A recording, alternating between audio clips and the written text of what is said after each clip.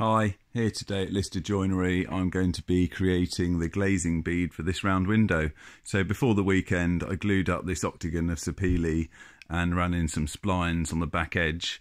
So what I'm going to try and create is a glazing bead that's 25mm high, 15mm thick with a 30-degree chamfer on it, and this piece here is the splines on the outside edge, which will hopefully give it some strength.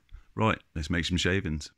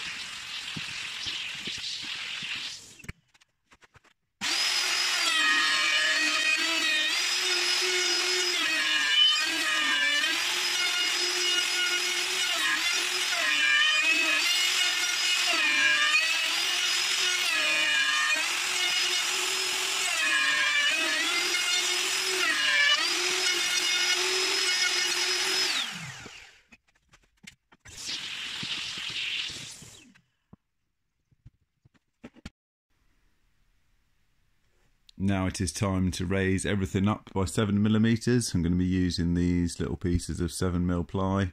This is to allow for the 30-degree cutter to have the bearing hang down below, so we don't end up with too big a flat on the inside. Right, now it's time to start routering the chamfer around the inside edge here. So the problem is going to be there's not much surface area for the router to run on, so it's going to want to be quite tippy and rocky, especially with this big cutter. So I think I'm going to get some double-sided tape and stick this block on that I've just machined up. So I think something like that running around on the inside will stop it rocking nicely.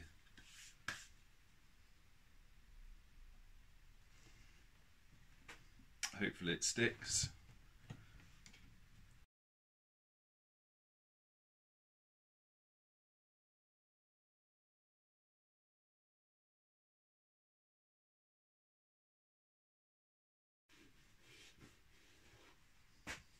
Right, I think that came out quite nice. Sweet. Right, that's all the inside edges machined up nicely. Time to cut to final diameter. So yeah, the next issue is actually how I'm going to hold it while I route it out.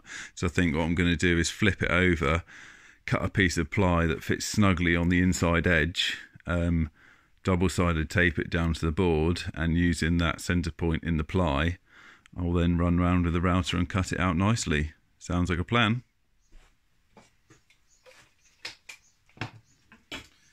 Right, so I think it's time to change out the pencils because this pencil here is too short and won't be the same length, so we'll get that changed in a minute. So this chipboard that I'm going to cut the circle out of is 15mm thick, I think, and my glazing bead is going to be 25, so I'll use 10mm packers underneath this to raise it up to the height of the bead when I place it over the top. Right, yeah.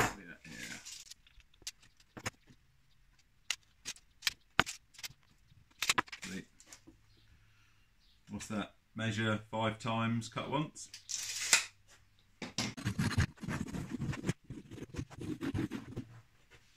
Right, so now I'll roughly cut this out on the bandsaw and then I'll come back, put the compass back on again, mark the actual perfect diameter I need, and then carefully route to the line, and I'll keep testing it by dropping the glazing bead over the top to make sure it's a perfect fit.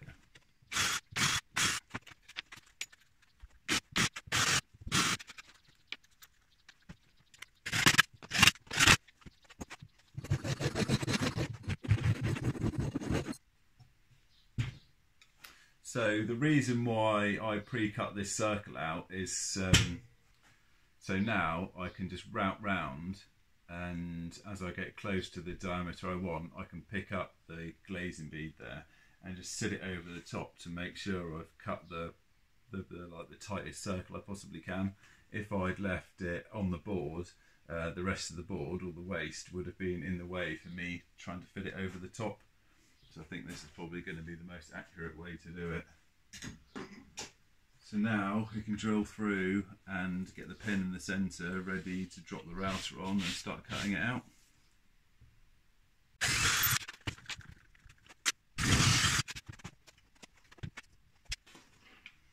So when doing this, if there's any wiggle room in this pin, it's gonna lose its accuracy. There we go, for that snug.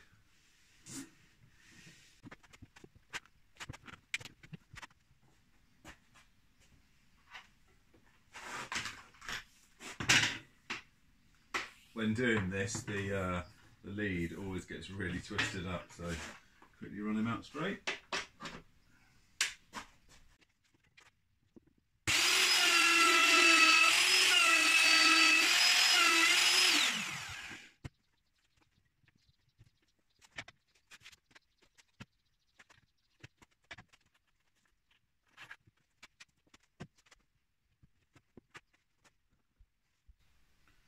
So obviously when you're doing this, the amount that you move the router in by now is obviously doubled because you're going to be taking it off both sides. So if you move it in 1mm this side, you will end up taking 2mm off the whole diameter.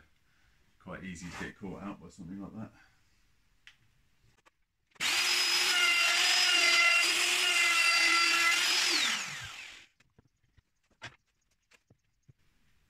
Oh yes, look at that.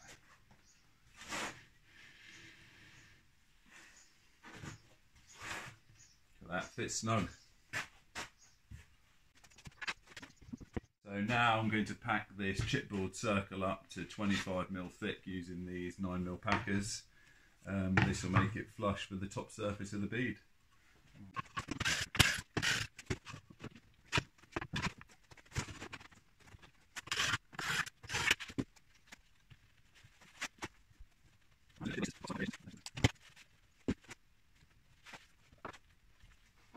And what I think I'll do now is take the ring off, put some bits of double-sided tape round, and stick it down.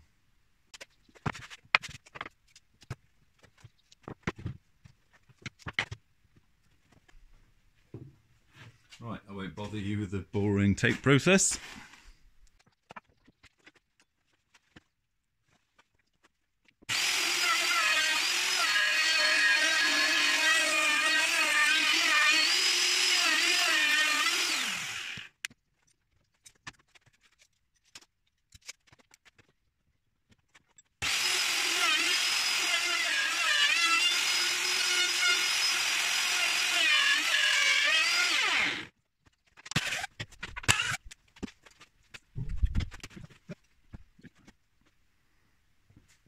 So here we have the final process. It's basically just going to be flush trimming off this little lip that's just being left behind.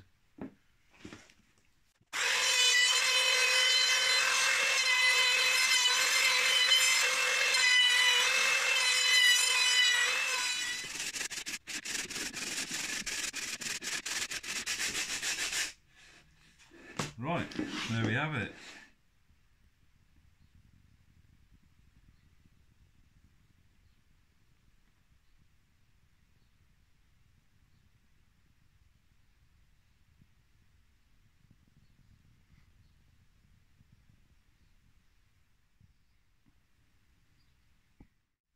Right, let's see how she fits.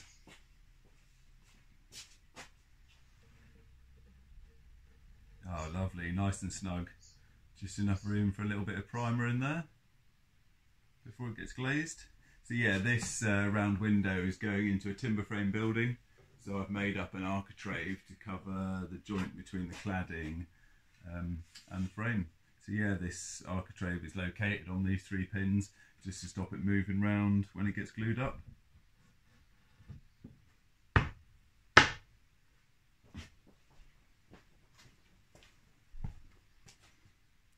Sweet!